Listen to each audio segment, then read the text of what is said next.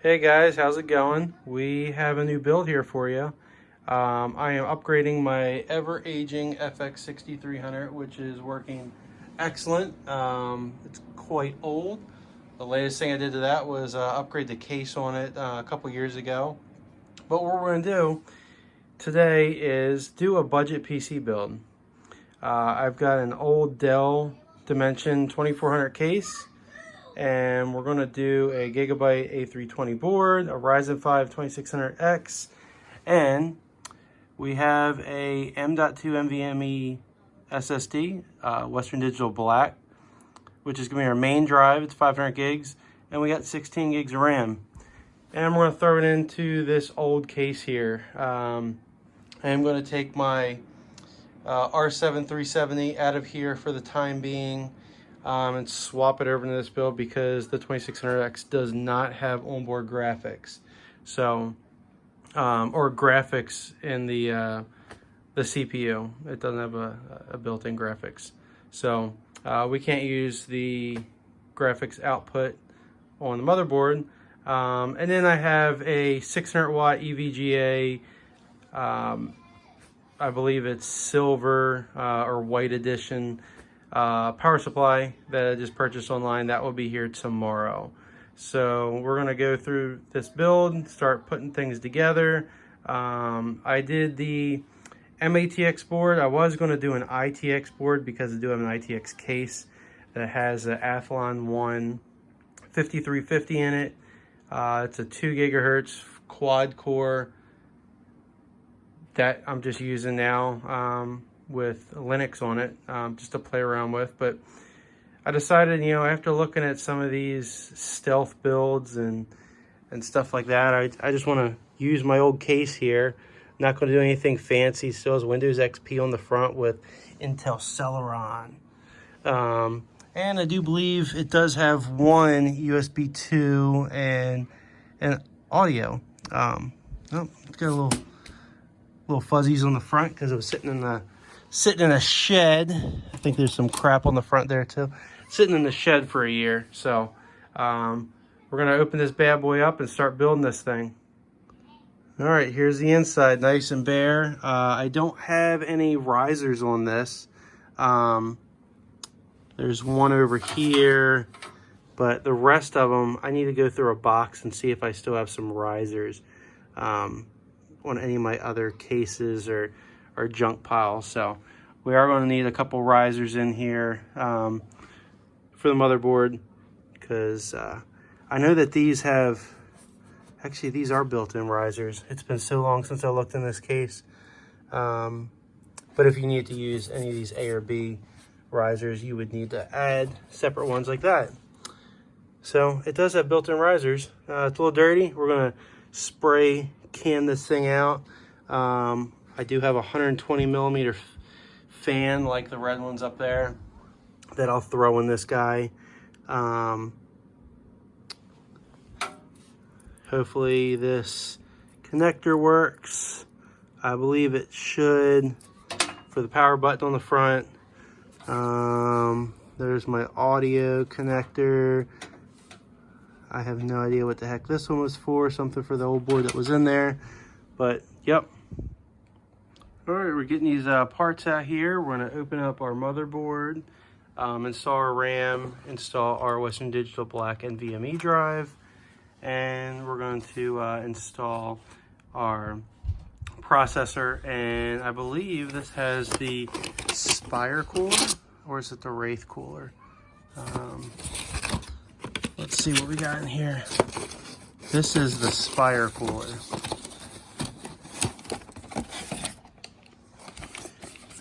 So it's an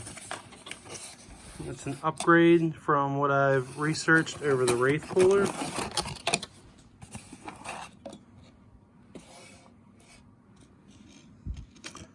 And it looks like you've got some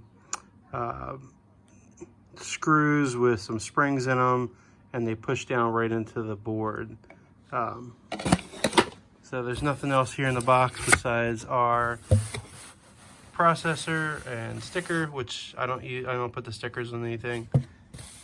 I did lose my FX 6300 sticker because I wanted to put it on this guy, but we've got, let's look at our motherboard real quick.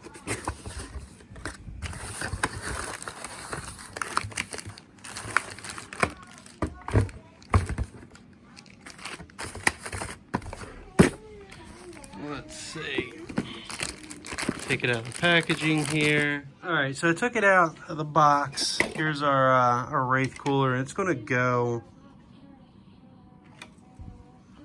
on the board such as that. So what you have to do with this cooler, because it's got a new mounting hardware versus your original old one where you would use these clips and it would just pinch down on it. So on the board here, you have to keep that stock back plate, remove these two screws and those two screws. The back plate would stay in there, and then we will mount this in its direct spot. So before we go on, we're going to get out our RAM and put our RAM. All right, so here's our RAM. Install the RAM. You just line up your DIMM slots. These clip out. There we go.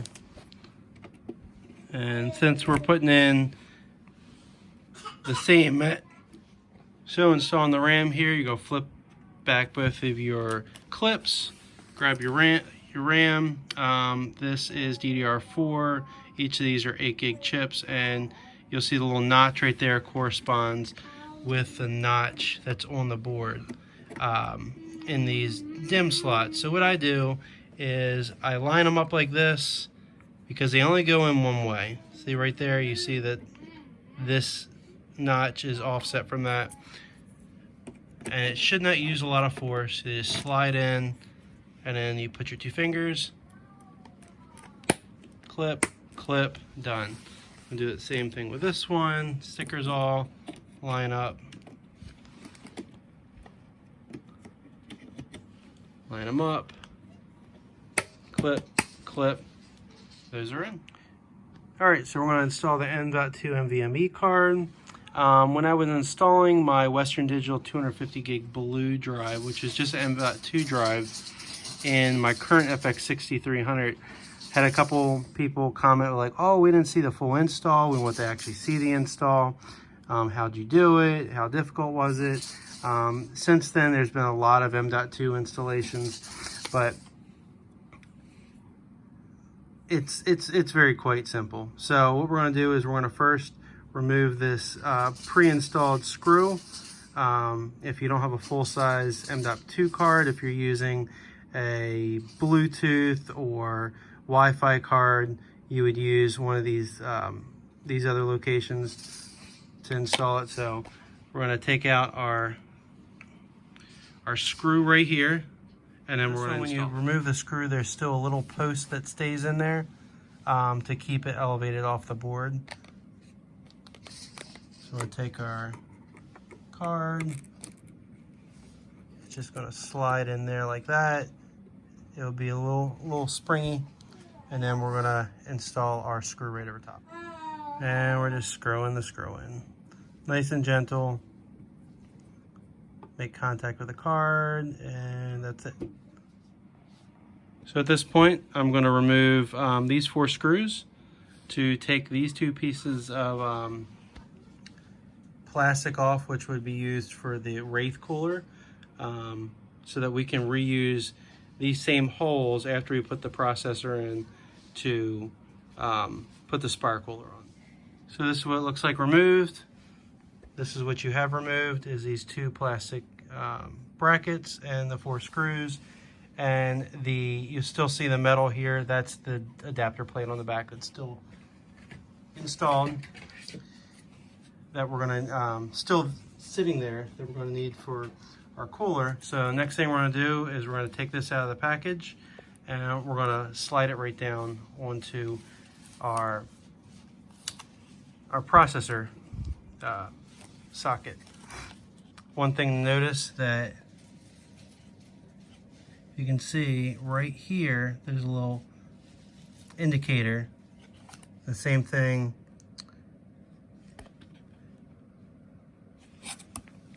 on your processor as well. So these only go in one way, so keep in mind it should be very delicate when we put this processor in, so you don't bend any of the pins. See that little gold tip right there? Which is going to go in that corner up there. So as you can see, I just gently sat that in there. There's no gap on it. There's no pressure you need to do. And then we're just going to push this tab right down. And there's the Ryzen 5 2600X. So I originally wanted this guy sitting this way. However, you can't. She has to sit this way. But that's fine. Not really anybody's going to be looking in this box anyways. So we're just going to gently sit this guy down on here. And she's sitting on all four posts. We're going to push down on these guys and screw them in. As my daughter's yelling at me.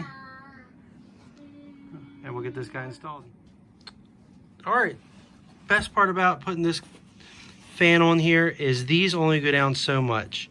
So as soon as you get done, you'll hear a little grinding sound. Here, let me take this one back off. You hear that? When you get to the end, it just stops. So you've got enough pressure on there that you can't over torque these. If you do, you're probably going to break something. So that was a very easy install.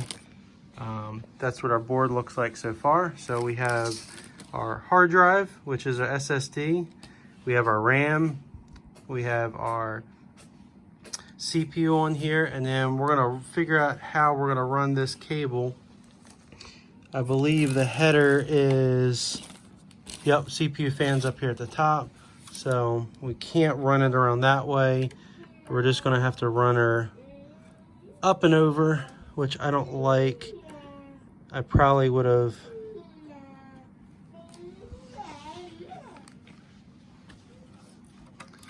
we can slide her under there out of the way. If I would have thought about it, I probably would have flipped this 180 degrees, had this facing this way, and this cord would have been shorter, but we're not going for looks here. That's still, with it being braided black, hiding down here isn't a bad idea. Doesn't bother me. It looks good. So that's all we gotta do right now. We just cleaned out our case. We wiped it down.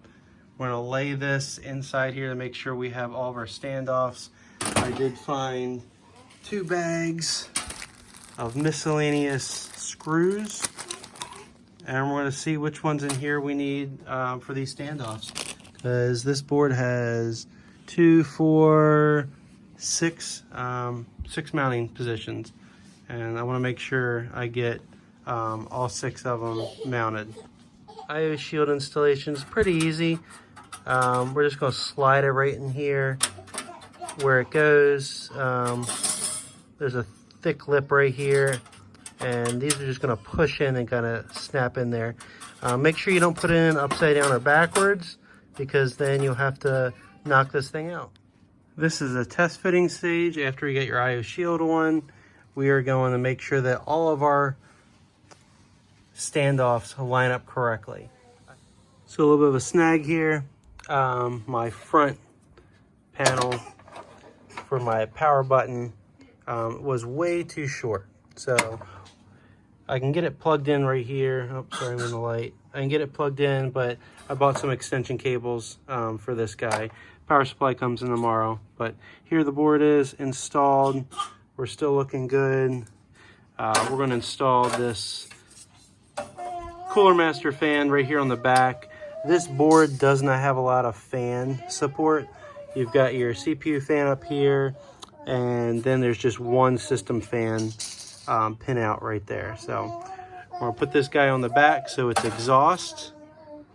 All right, this is days later. Just realized I had started this video as we pulled this case out of the storage shelf, started putting the components together.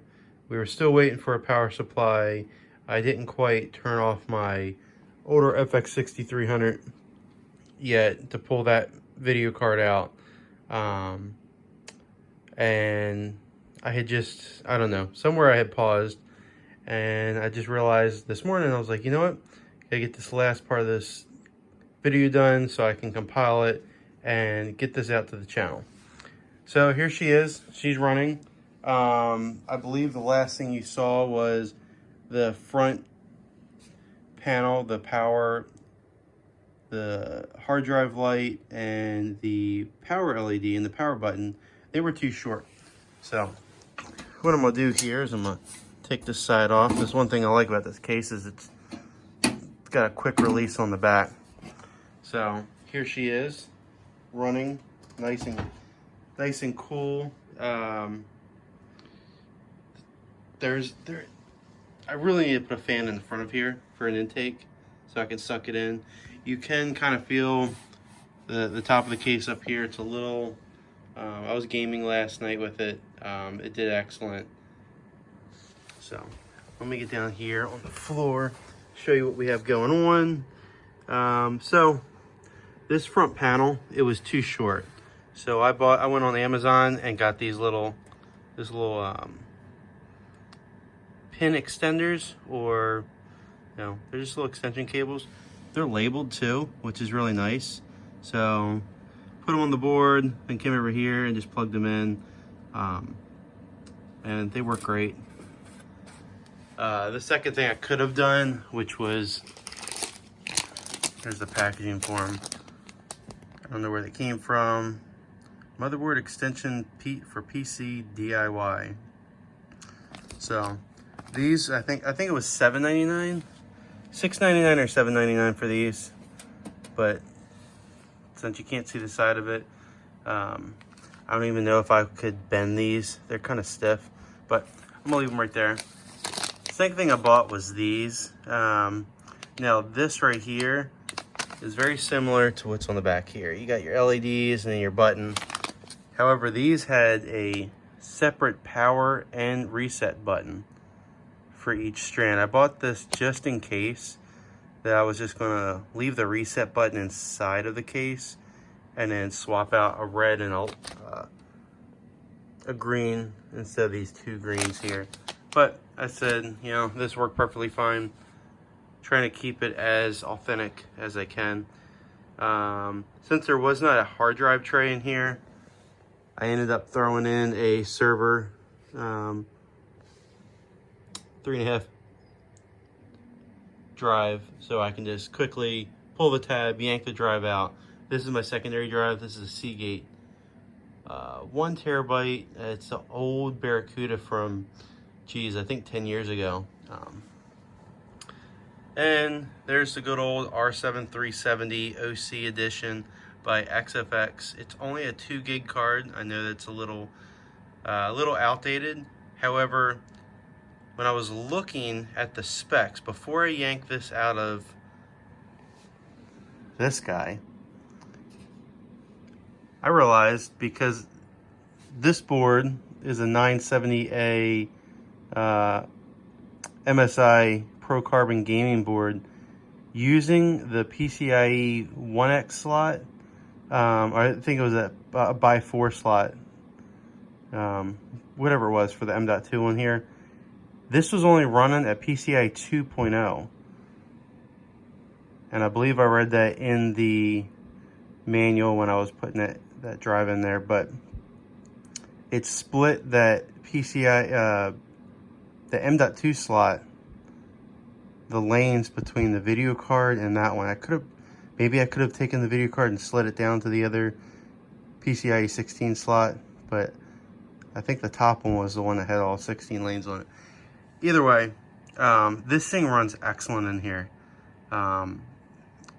Over 100 FPS in most of the games I was playing, whether it was Overwatch, we put Fortnite, we were playing some Doom, what other game we were playing? StarCraft 2. There's a couple other games in there, but this thing ran so much better. And let's go over here and let's pull up Cinebench real quick, because let's see, downloads, documents.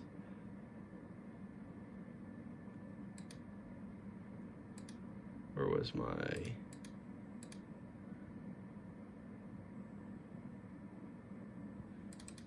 So this was the Cinebench for this one, and we're right 2906.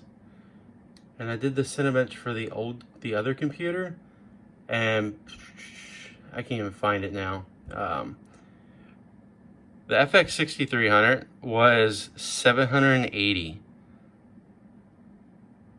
and this is 2906.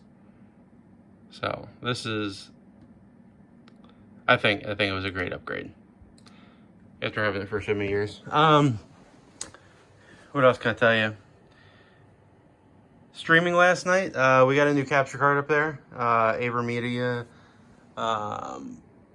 2 Plus. It's a 4K pass-through card because this old card wasn't working as well. Kept crashing on us. So got that. The TV is 4K, so this is pushing that 4K just for desktop applications to the TV. So I've got 24-inch and the 4K TV up there. So it was great for streaming. Throwing other bits of information up there, but like chat and watching the streams on the web browsers. But back to this computer, which y'all are here for.